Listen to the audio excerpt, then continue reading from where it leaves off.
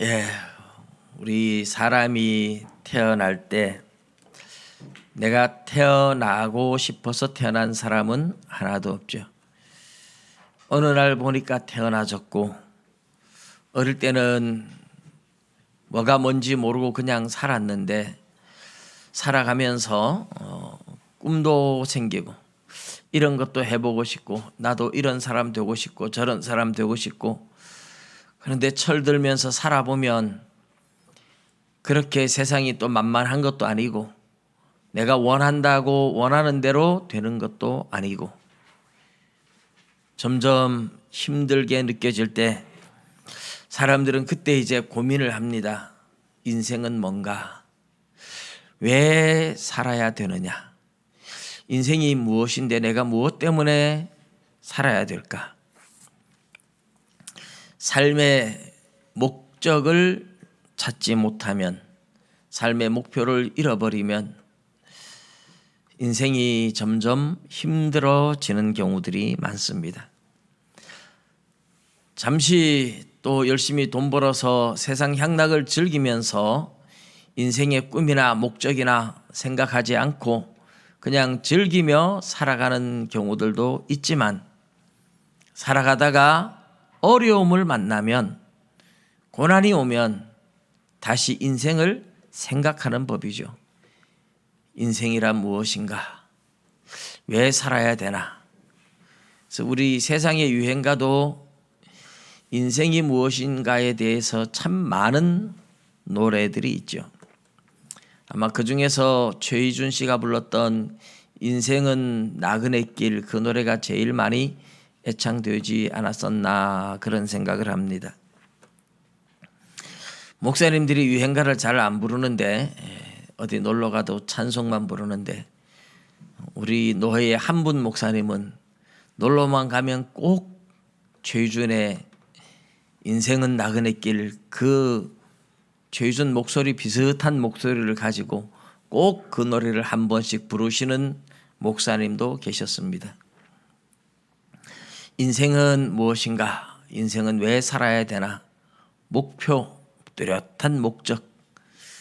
인생의 비전을 찾지 못해서 많은 사람들이 방황하는데 인생의 뚜렷한 비전을 찾은 사람들은 사는 게 좀 달라요.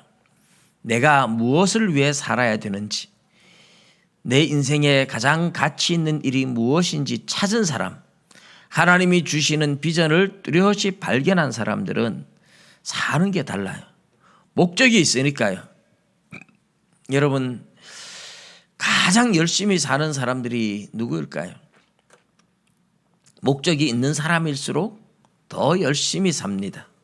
예를 들어서 올림픽에 나가서 금메달을 딴다 하는 뚜렷한 목적이 있는 사람들, 그러면 1년, 2년 앞두고 올림픽에 가서 금메달 따기 위해서 얼마나 열심히 운동하는지 몰라요. 새벽부터 저녁까지 밥 먹고 그냥 운동만 하지요. 금메달 따기 위해서 열심히 합니다. 우리 학생들도 공부 열심히 할 때가 있어요. 시험 바로 앞두면 정말 열심히 해요. 내일 모레 시험이다. 뚜렷한 목표가 정해지고 목적이 정해지면 평소에 공부하기 싫어하다가도 그때만 되면 정말 열심히 하는 거예요. 목표가 눈앞에 보이면 그렇게 열심히 사는 겁니다. 우리 사람들이 살아가면서 인생의 비전을 하나님의 말씀을 통해서 또는 환경을 통해서 뚜렷하게 비전을 찾은 사람도 있고 자기 인생의 목표가 정해진 사람도 있고, 대부분의 사람은 그러나 뚜렷한 목적이 없이 그냥 막연한 희망, 정말 막연한 희망을 가지고 살아가는 경우들이 많이 있습니다. 근데 우리 예수님은 그렇게 막연한 희망을 가진 분이 아닌, 우리 예수님은 이 세상에 오셔서 무엇을 위해서 살다가 가야 되는지에 대해서 아주 정확하게 인생의 목표가 있었습니다. 바로 우리의 죄, 인류의 죄를 위해서 대신 형벌 받고 저주받고 죽어주시기 위해서 오신 거잖아요. 그것을 언제부터 알았을까? 언제부터 자각했을까? 사실 그것은 아무도 몰라요. 하나님이 사람이 됐으니까 원래부터 아는 거 아니야. 예, 하나님이 사람으로 태어날 때 하나님이 하나님을 버리고 하나님이 완전히 없어지고 인간으로 막 완전히 화학 변화하듯이 이렇게 변한 건 아니에요. 하나님의 성령으로 잉태하셔서 오셨지만 예수 그리스도는 완전한 사람이 되었고 이 예수 그리스도라는 완전한 사람 안에 완전한 하나님이신 예수 그리스도의 인격과 하나님의 인격 두 인격이 공존하고 있었습니다. 이 예수 그리스도는 완전한 사람으로서 인간과 인간의 육체와 영혼을 함께 가지고 있는 완전한 사람이고 그 육체와 영혼을 가지고 있는 예수 안에 완전한 하나님이신 제2위 하나님이 함께 계셨는데 섞이지도 않고 혼합되지도 않고 그렇다고 완전히 따로 분리되지도 않은 이게 이제 초대교회 종교회의에서 규정한 예수 그리스도의 인성과 신성에 대해서 혼합하거나 섞이거나 그렇다고 분리되거나 이런 것도 아닌 우리는 그래서 예수 그리스도의 신성과 인성이 어떻게 공존했는지에 대해서는 정확하게 말할 수 없어요. 신비 중에 신비입니다. 그런데 사람으로 오신 예수님이 아기로 태어났잖아요. 그러면 똑같은 인간이기 때문에 내가 하나님의 아들로 세상에 사명을 가지고 왔다. 이런 걸 아직 자각하지 못해요. 아기 때는. 그냥 젖 먹고 오줌 싸고 똥 싸고 그냥 우리 평범한 아이들하고 똑같이 자라가는 거예요. 똑같이 자라가는데 자라가면서 어느 순간에 서서히 지혜가 자라고 키가 자라고 누가복음에 보면 예수님의 키가 자라고 지혜가 자라고 사람들한테 사랑을 받고 하나님의 은혜가 그 위에 있고 이런 표현을 써요. 지혜가 자라고 지식이 자라고 키도 자라고 이렇게 지혜와 지식이 자라는 순간에 어느 순간 이제 그 예수 그리스도의 지혜와 지식이 하나님의 아들로서 사명을 자각할 수 있는 어느 수준에서 하나님이 공존하시니까 그 하나님께서 인간이신 예수님의 인격 안에 사명감이 무엇인지 자신의 정체성 하나님의 아들로 세상에 온 것과 그 사명이 무엇인지를 자각하게 하고 깨닫게 했다는 것입니다. 근데 그것은 사실 아무도 몰라요. 학자들도 거기에 대해서는 감히 연구조차 하지 않고 연구를 하면 뭔가 결과물을 내놓고 연구해서 답이 있어야 되는데 답을 할 수 없으니까 그런 것에 대해서는 연구 논문조차도 없습니다. 그러나 어느 순간 예수님은 알아서 12살 때 예수님이 12살 때 예루살렘에서 서기관들과 성경 토론을 하는 바람에 예수님의 부모는 예수님이 그냥 같이 고향으로 가는 무리 중에 있는 줄 알고 가다가 하루길 가다가 잊어버려가지고 다시 찾아서 헤매며 3일 길을 올라와서 성전에서 성경 토론하는 예수님을 만나죠. 그때 어찌하여 우리에게 이렇게 했느냐고 우리가 얼마나 찾았는지 아느냐고 말할 때 예수님 대답이 그랬어요. 왜 나를 찾으십니까? 내가 내 아버지 집에 있어야 할 줄을 모르셨습니까? 이렇게 대답을 해요. 내가 내 아버지 집에 있어야 하는 줄 모르셨습니까? 그것은 예수님이 하나님의 아들로서 자기 자신의 정체성에 대해서 분명하게 깨닫고 알았다. 12살 때 이미 알고 있었다 하는 뚜렷한 증거가 됩니다.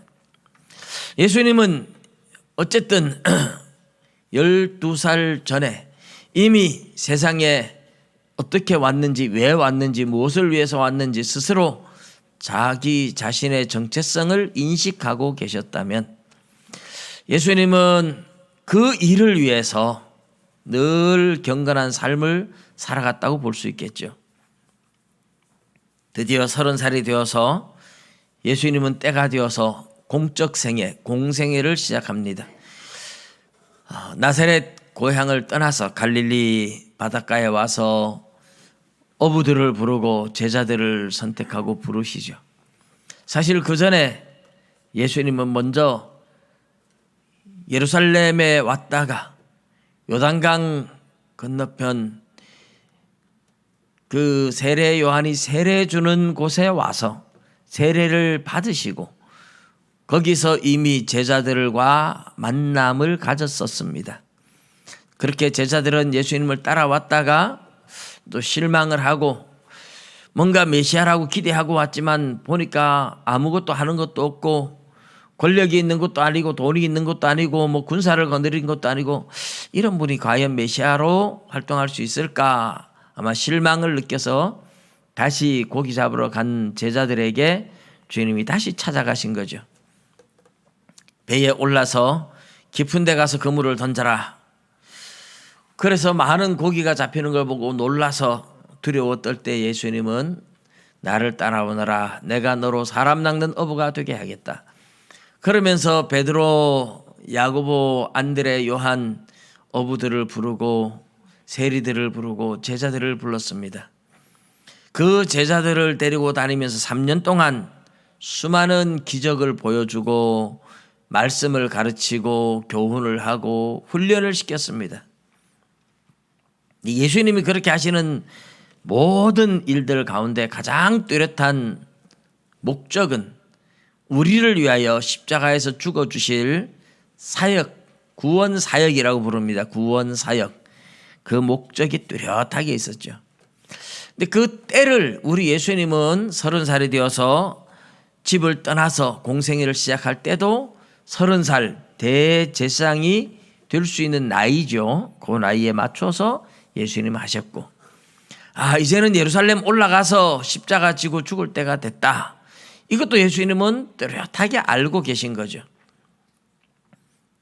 저 북쪽 헤르몬산 밑에 가이사라 빌립보 지역에 갔을 때 예수님께서 제자들한테 물었습니다. 사람들이 나를 누구라 하느냐. 그러니까 더러는 예레미야, 더러는 엘리야, 더러는 뭐 선지자 중에 하나라고 합니다. 그때 예수님이 너희가 볼 때 너희는 내가 누구 같으냐 묻죠. 예수님을 보고 베드로가 뭐라고 대답합니까? 주는 그리스도시요 살아계신 하나님의 아들이십니다. 그 이야기를 들으시고 주님께서는 그래, 이제 내가 예루살렘으로 올라갈 때가 됐다. 제자들을 훈련시킬 만큼 훈련시켰다. 그 인식이 생기는 거예요. 그래서 예수님 내가 십자가 지고 죽으러 간다 하는 고난에 대한 가르침을 딱 하는 순간에 베드로가 예수님을 막 꾸짖으면서 절대 그러면 안 됩니다 하다가 책망도 받았죠. 마귀야, 사탄아, 내 뒤로 물러가라. 네가 하나님의 일을 생각하지 않고 도리어 사람의 일을 생각하는도다. 그러면서 네가 나를 넘어지게 하려고 방해한다고 책망을 하죠. 그러면서 아무든지 나를 따라오려거든 자기 십자가를 지고, 자기를 부인하고 자기 십자가를 지고 나를 따라와야 된다. 예수님은 그때 가이사라 빌립보에서 제자들이 주님을 그리스도라고 하나님의 아들이라고 고백을 하는 그때를 기준으로 해서 이제 예루살렘으로 올라가자. 예루살렘에 가서 십자가 지고 죽을 때가 됐다. 이렇게 인식을 한 거예요. 그리고 제자들을 데리고 예루살렘에 오시는데 여리고를 지나면서 바디모의 눈도 뜨게 하고 이런 소문이 예루살렘에 다 들린 거예요. 그래서 예수님이 또 감람산을 넘어오기 전에 감람산 넘어오면 그 감람산 넘어 내려오면 기드론 시내를 건너자마자 예루살렘 성이에요. 이 예루살렘 성으로 입성하는데 감람산을 넘어서 오는 거예요. 이 감람산은 높은 산은 아니고 우리 이 와룡산 정도 되는 저런 산이라고 보시면 됩니다. 야트막한 산입니다. 이 산을 넘어오기 전에 베다니에서 나귀를 만나서 나귀가 매어 있는 것을 보고 풀어오너라. 누가 왜 푸느냐 묻거든 주가 쓰시겠다 하라. 그러니까 정말 처음 보는 사람이지만 나귀를 주잖아요. 예수님 나귀를 타고 예루살렘을 이제 감람산을 넘어서 나귀 타고 옵니다. 그런데 사람들이 그 소식을 예루살렘에 미리 전했어요. 예수님 오신다. 나귀 타고 오신다. 유대인들의 생각에는 예수님이 왕으로 등극하기 위해서 온다고 생각을 한 거예요. 로마 군사들을 몰아내고 기적적인 능력을 통해서 로마를 다 몰아내고 예루살렘에 오셔서 왕으로 왕의 보좌에 앉으실 것이라고 생각을 하죠. 그게 유대인들의 메시아관이기 때문에 예수님이 왕이 되고 세상을 통치할 때가 됐다. 그래서 백성들이 나가서 열렬히 환호합니다. 종려나무 가지를 전부 다 손에 꺾어들고 호산나 호산나 외칩니다. 호산나가 구원하소서 하는 뜻이죠. 그런데 또 어떤 사람들은 막 겉옷을 벗어가지고 길에다가 쫙 깔고 나귀 위에도 옷을 제자들이 펴서 예수님 앉히고 정말 이제 왕이 올라온다고 생각하고 왕을 맞이하는 엄청난 환영 인파였고 예수님은 그렇게 예루살렘 성으로 입성을 했어요. 백성들의 기대는 하늘을 찌를 듯하고 왜? 3년 동안 수많은 기적을 일으켰거든요. 마지막 예루살렘 들어오면서도 소경 태어날 때부터 소경 바디메오의 눈을 열어주시기도 하고 뭐 기적을 일으키면서 오시잖아요. 그렇게 들어올 때에 서기관 제사장들은 예수님에 대해서 두려워 벌벌 떨었을 거예요. 그런데 예수님이 예루살렘 성전으로 들어가서 되니까 그 이방인의 뜰이라는 예루살렘 성전에는 이방인의 뜰 지나면 여인의 뜰 그거 지나면 이제 성전 뜰이 나와요. 성전 뜰에는 번제단이 있고 물두멍이 있고 거기서 제사를 드리는 곳인데 유대인들은 이 여인을 차별해서 여인은 거기에 못 들어오도록 되어 있어요. 그래서 그 성전 뜰 바깥에 여인의 뜰이 있고 그 여인의 뜰까지 들어와야 그나마 헌금도 할 수 있어요. 거기에 헌금함이 있어요. 베드로와 요한이 나면서부터 안진뱅이를 일으켜 세운 장소가 바로 그 헌금궤 있는 곳이 여인의 뜰이라고 합니다. 그런데 그 여인의 뜰 바깥에 이방인의 뜰이 있어요. 이방인들은 유대인들의 여인들을 차별했지만 여인들보다도 더 차별해서 개취급을 많이 합니다. 그러다 보니까 이방인들이 하나님을 찾고 기도하려면 여기까지 와라. 그래서 그 이방인의 뜰이 있는데 그 이방인들이 와서 기도하도록 놔두질 않아요. 장사꾼들이 판을 치고 있는 거죠. 번제를 드리러 가는 사람들이 멀리서 양을 끌고 소를 끌고 못 오니까 멀리서 오는데 돈을 바꿔가지고 와가지고 거기 와서 양을 사가지고 들어가서 제사를 드리도록 하는 거죠. 그런데 또 성전에 헌금을 하려 그러면 유대인들이 자기들이 쓰는 그 돈 외에 다른 로마의 동전이나 이런 건 부정하다고 받아주질 않아요. 돈을 다 바꿔야 되는데 수수료가 엄청나게 많이 드는 거예요.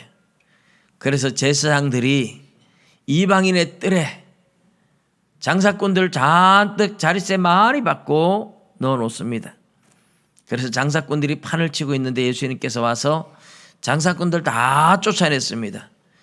예수님 뭐라 그래요? 내 집은 만민이 기도하는 집이라 일컬음을 받으리라 하였거늘 너희가 강도의 구류를 만들었도다 이랬죠. 만민이 이방인들도 다 와서 기도할 수 있는 곳에 너희들은 이방인들 기도할 수 없도록 장사꾼들이 판을 친다. 여러분 생각해 보십시오. 뭐 소와 양과 비둘기 뭐 온갖 짐승들 막 소리 지르고 장사꾼들 막 흥정하고 하는데 거기 어디서 기도를 할 수 있겠습니까? 잘못하다 짐승한테 밟힐 겁니다. 우리 예수님께서 그 장사꾼들 다 쫓아내시고 제사장들이 무슨 권세로 이런 일을 하느냐? 예수님 그 권세에 대해서 말하지 않죠. 세례 요한의 권세는 어디서 왔는지 먼저 말해라. 그 말 못하니까 나도 알려주지 않겠다.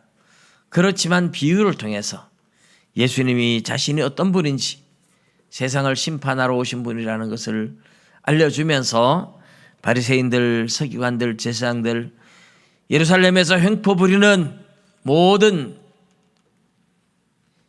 기득권을 가진 자들에 대한 하나님의 심판을 경고해 줍니다. 그리고 예수님이 성전을 나가셨어요. 기드론 시내 건너서 늘 가던 감람산 이런 데서 예수님 제자들하고 기도도 하시고, 그리고 6월절 잡수시기 위해서 마가 요한의 다락방 거기를 또 찾으신 거죠. 평소에는 그냥 밖에서 그랬어요. 어마어마한 기대를 가졌던 백성들이 돌변해서 어떻게 해요? 예수님 십자가에 못 박으라고 막 비난을 하게 되는 사건이 그래서 나옵니다. 예수님은 그렇게 올라가는 목적 자체가 십자가를 지고 죽으시기 위해서 갔기 때문에 그 제사장들을 향하여 엄청나게 그들의 죄에 대해서 사정없이 책망을 했어요. 마태복음 23장에 보면 화 있을진저 외식하는 서기관들과 바리새인들이여 하면서 7번이나 저주를 선포합니다. 그러니까 자기들을 향하여 막 저주를 선포하는 예수님을 향하여 제사장들이 이를 갈면서 예수님 죽이자 이렇게 결단을 내리는 거예요. 여러분, 사람이 부드러운 말을 하면 싸울 것도 안 싸우잖아요, 그죠? 그런데 안 싸울 것도 못된 말을 하면 싸움이 생기는 겁니다. 예수님이 평소에 그렇게 바리새인들을 향하여 저주를 퍼붓지 않았어요. 그런데 예수님은 예루살렘에 올라와서 바리새인들, 서기관들, 제사장들을 향하여 이렇게 저주를 퍼부었을까요? 십자가 지고 죽을 때가 됐기 때문에. 예수님이 그렇게 퍼붓는 것은 나를 십자가에 못 박아라, 나를 죽여라 하는 사인입니다. 신호죠. 시그널을 보내고 있는 겁니다. 나를 죽여라. 내가 죽을 때가 됐다. 내가 너희를 위하여 십자가를 지고 죽을 때가 됐다. 너희들 가만히 있으면 나를 안 죽이겠지만 너희들의 죄를 내가 낱낱이 고발하고 책망하면 너희들 나를 죽이겠지. 알고 계신 거죠. 그래서 예수님이 그렇게 책망을 하신 겁니다. 오늘 우리가 읽은 시편 22편은 구약 성경에서 예수님이 십자가 지고 고난 받으실 것을 가장 잘 드러낸 본문 중에 하나다. 선지서 중에서는 이사야 53장이라고 볼 수 있습니다.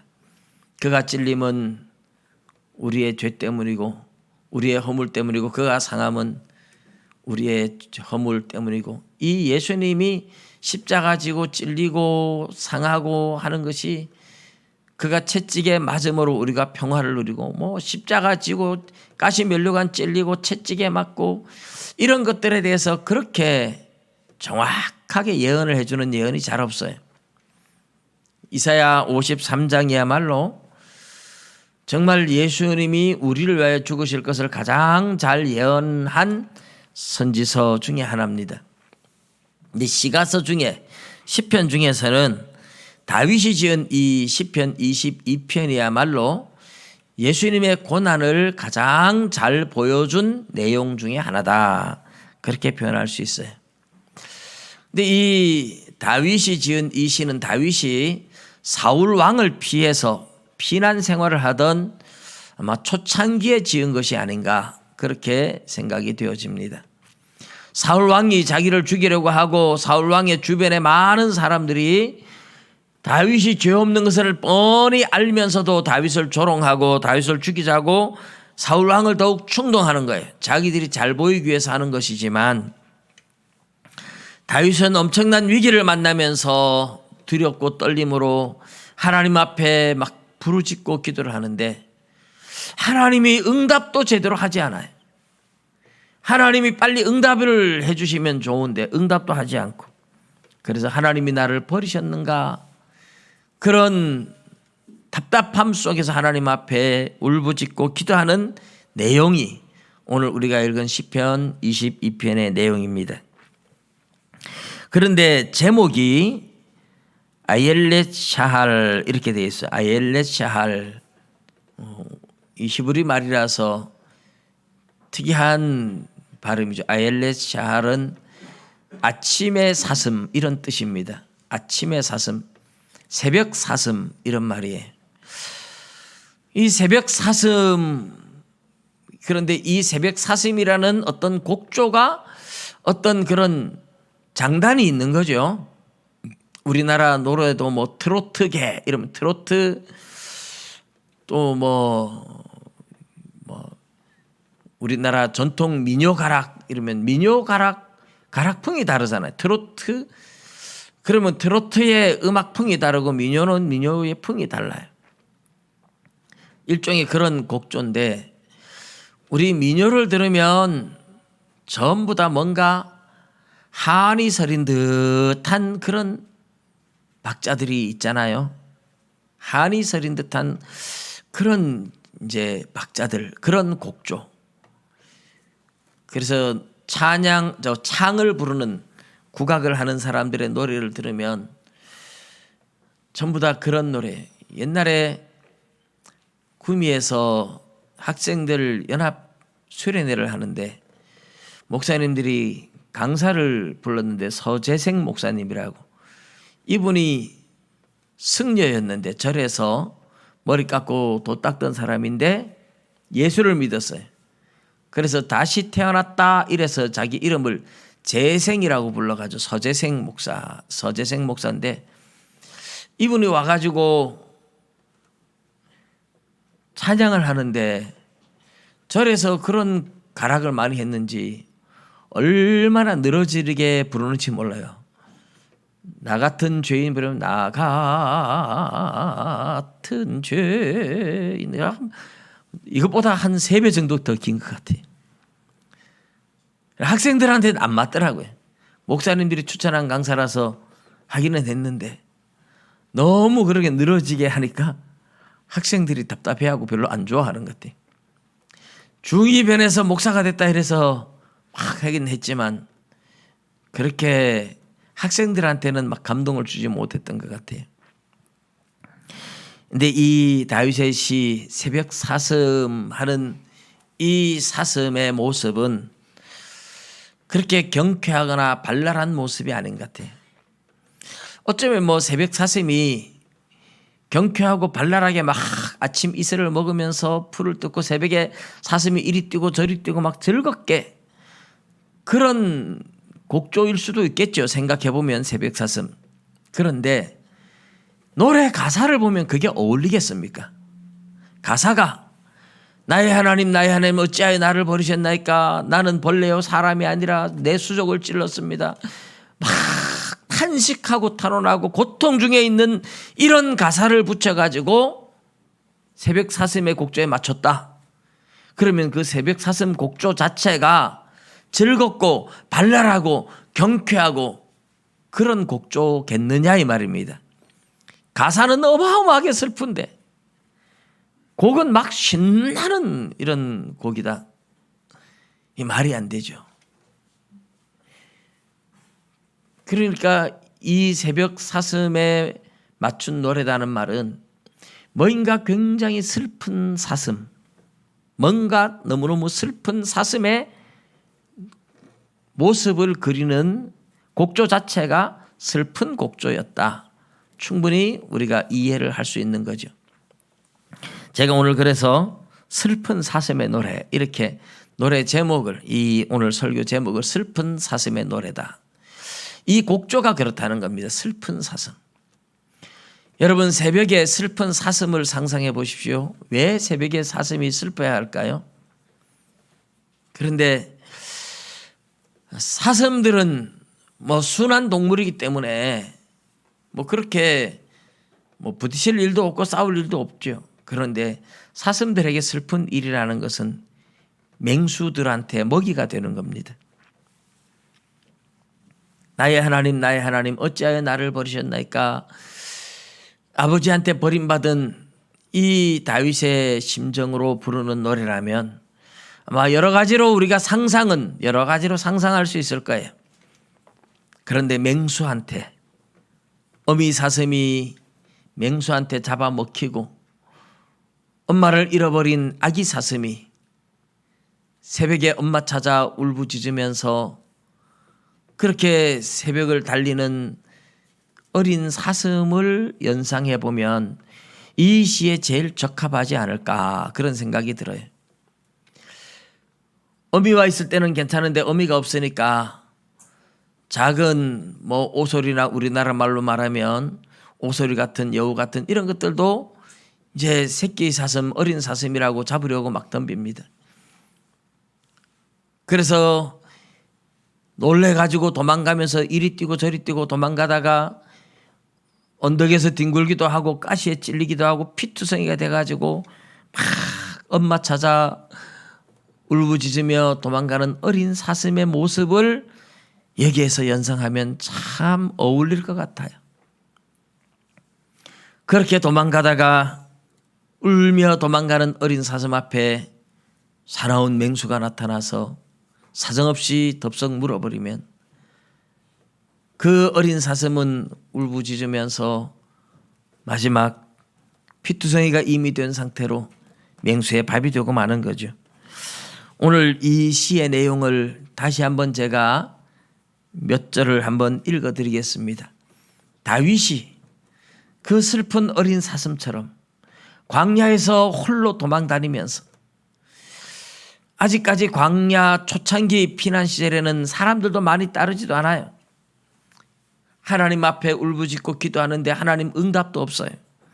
많은 사람들은 친구였는데 그들이 원수가 되어가지고 다윗을 온갖 조롱을 하고 무시를 하고 죽이자고 하고 이런 소리 저런 소리 들으면서 두려움에 떨고 있는 다윗의 젊은 날의 모습을 그 어린 사슴의 노래와 슬픈 사슴의 노래와 빗대어서 노래를 불렀다는 것이 다윗이 예수 그리스도가 십자가 질 때의 그 심정을 가지고 있다는 것을 알 수 있겠죠. 오늘 5절부터 보면 그들이 주께 부르짖어 구원을 얻고 주께 의뢰하여 수치를 당하지 아니하였나이다. 이스라엘의 조상들을 말하는 거예요. 그들은 이스라엘의 조상들은 하나님께 부르짖어서 구원을 얻었는데 나는 하나님 찾아도 왜 하나님 나에게 대답이 없습니까? 우리 조상들은 주님을 찾았을 때 응답하지 않았습니까? 근데 나는 지금 아무리 불러도 대답 없는 하나님 아버지 앞에 이렇게 고백을 해요. 나는 벌레요 사람이 아니라 사람의 비방거리요 백성의 조롱거리입니다. 나를 보는 자가 다 나를 비웃으며 입술을 삐죽거리고 머리를 흔들며 말하되 그가 여호와께 의탁하니 구원하실 걸 그를 기뻐하시니 건지실 걸 하나이다. 하나님 의지하니까 하나님이 건지는가 보자. 예수님 십자가에 달렸을 때 조롱했던 것과 똑같이 다윗을 사람들이 그렇게 조롱했다고 말합니다. 내가 날 때부터 주께 맡긴 바 되고 모태에서 나올 때부터 주는 나의 하나님이 되셨나이다. 나를 멀리하지 마옵소서. 나는 원래부터 하나님의 자녀인데 나를 멀리하지 마십시오. 환난이 가까우나 도울 자가 없습니다. 많은 황소가 나를 에워싸며 바산의 힘센 소들이 나를 둘러쌌으며 많은 황소가 나를 둘러싸고 많은 바산의 암소들이 힘센 소들이 나를 둘렀습니다. 내 주변에 있는 세력을 내가 감당할 수 없다는 거죠. 내게 그 입을 벌림이 찢으며 부르짖는 사자 같습니다. 주변에 세력들이 황소 같고 힘센 소 같고 사자같이 그래서 얼마나 놀랬는지 마음이 녹아지는 거죠. 나는 물같이 쏟아졌으며 내 모든 뼈는 어그러졌으며 내 마음은 밀랍같이 내 속에서 녹았으며 내 힘이 말라 질그릇 조각 같고 내 혀가 입천장에 붙었나이다. 주께서 또 나를 죽음의 진토 속에 두셨나이다. 물같이 쏟아지고 초같이 녹아내리고 온몸이 뼈가 어그러지는 것 같고 내 힘이 말라서 질그릇 조각같이 절망 속에 있습니다. 한마디 말도 할 수 없을 정도로 혀가 입천장에 붙었습니다. 그러면서 부르짖고 있습니다. 개들이 나를 에워쌌으며 악한 무리가 나를 둘러 내 수족을 찔렀나이다. 예수님의 손과 발을 찌르는 수족을 찌른 이런 것은 다윗에게는 사실 그런 고통은 당하지 않았죠. 그런데 왜 개들이 내 수족을 찔렀다고 이렇게 다윗이 고백을 할까요?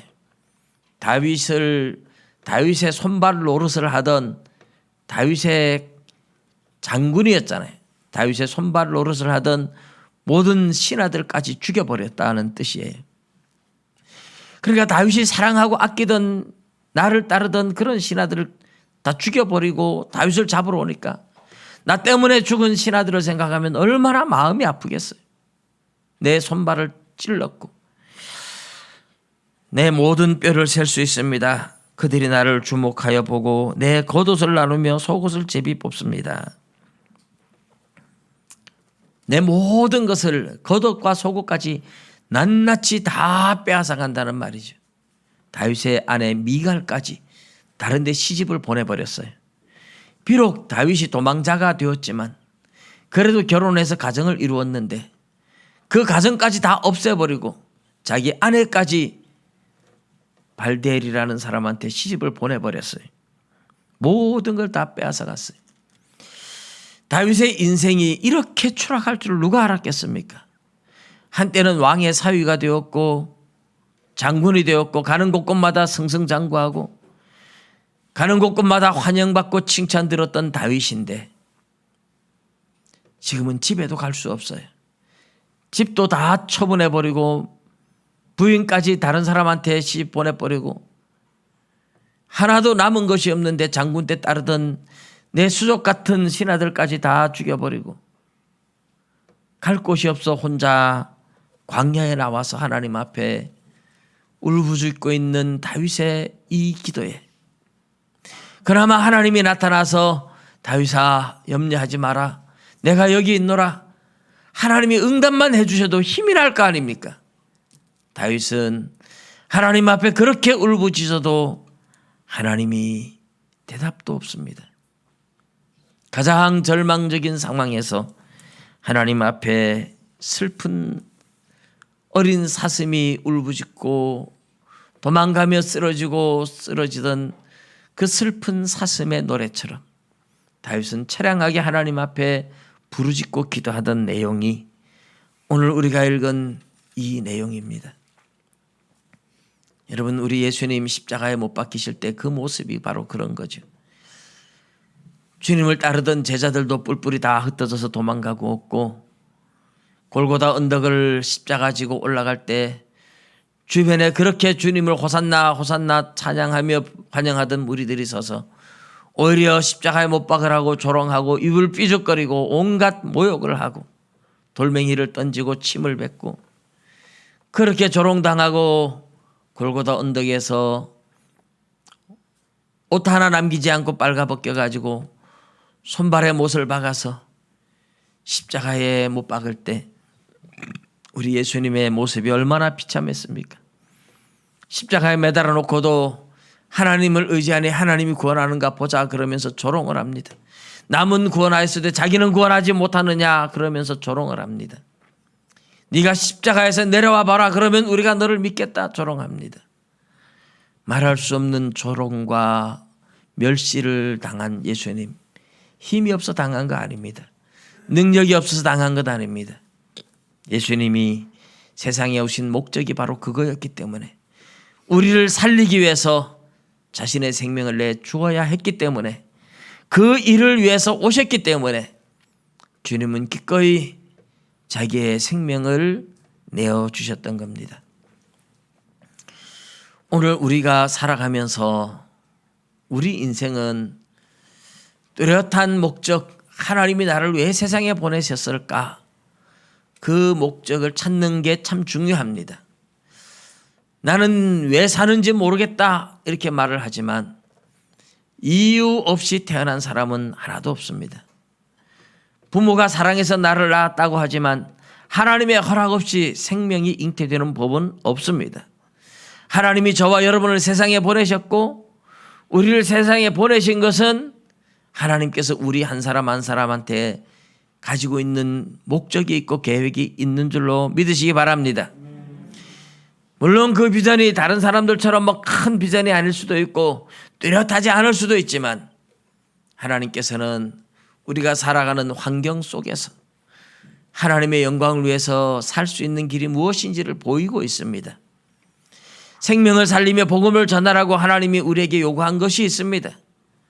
우리는 나의 비전이 무엇인지 잘 찾지 못해도 내가 사는 환경, 내가 받은 하나님의 말씀들을 통해서 내가 해야 할 일이 무엇인지 나름대로 찾을 수 있습니다. 또 우리가 살아가다가 너무너무 힘든 일을 만날 때 하나님 나를 사랑하지 않으시나요? 나에게 왜 이런 어려움을 주시나요? 하고 하나님을 원망하는 것이 아니라 하나님께서 고난을 통해서 예수님의 십자가를 더 깊이 생각하고 예수님의 십자가를 바라보게 만드는, 예수님의 마음을 조금이라도 더 닮아가게 만들고 이해하게 만들고자 하는 하나님의 목표가 있는 겁니다. 전에 어느 선교사님이 선교지에서 자식을 잃고 너무너무 마음이 아파서 통곡하는데 부부가 앉아서 마음이 아픈 거는 다 똑같지만, 마음이 아픈 건 엄마가 더 아프겠지만 아빠가 그 자식을 위해서 몇 달 며칠을 밥도 안 먹고 통곡하고 울더랍니다. 근데 나중에 그 선교사님이 통화를 하는데 그래요. 그렇게 울며 하나님 앞에 절망스러워서 울고, 그런데 하나님께서 자신한테 기도하고 울고 할 때 그 마음을 주시더래요. 내 마음이 그 마음이다. 너도 자식을 잃어보니 마음이 아프지. 나도 내가 사랑하는 아들 예수를 그렇게 십자가에 못 박아 인류를 위하여 죽게 했을 때 내 마음이 너처럼 그렇게 아팠단다. 하나님의 그 마음을 받고 그 응답을 받고 그때부터 내 자식 때문에 우는 게 아니라 하나님의 아들 예수님을 내어주신 하나님의 그 사랑 때문에 이제 울기 시작했다 그래요. 우는 것은 똑같지만 내 자식 때문에 울다가 하나님의 아들 예수님 때문에 울게 되었다고. 얼마나 영혼을 살리기를 원했으면, 얼마나 영혼을 사랑했으면 하나님이 이렇게 독생자를 주셨겠느냐고. 그러면서 눈물을 거두고 하나님의 마음을 이해했다고 하는 선교사님의 이야기를 통화를 하면서 제가 들은 적이 있습니다. 여러분, 우리에게 주시는 고난도 그래요. 하나님의 마음을 조금이라도 더 알게 하려고, 그 고난 속에서 하나님이 당한 고난, 하나님의 아들 예수님이 받은 고난은 어떤 고난인지, 너는 너의 아픔 때문에, 너의 고통 때문에 힘들어하지만 하나님의 마음은 얼마나 아팠겠느냐, 예수님의 마음은 얼마나 더 아팠겠느냐, 하나님의 마음을 조금이라도 이해하고 하나님의 사랑을 깨닫게 하기 위해서 때로는 하나님이 우리에게 고난 속에 우리를 집어넣을 때가 있습니다. 우리에게 오는 고난 속에서 원망과 불평이 아닌, 그럴 때마다 하나님 앞에 눈물 흘리며 기도하며 하나님의 마음을 조금이라도 더 알아가는 그런 저와 여러분 될 수 있기를 주님의 이름으로 축복합니다. 기도드리겠습니다.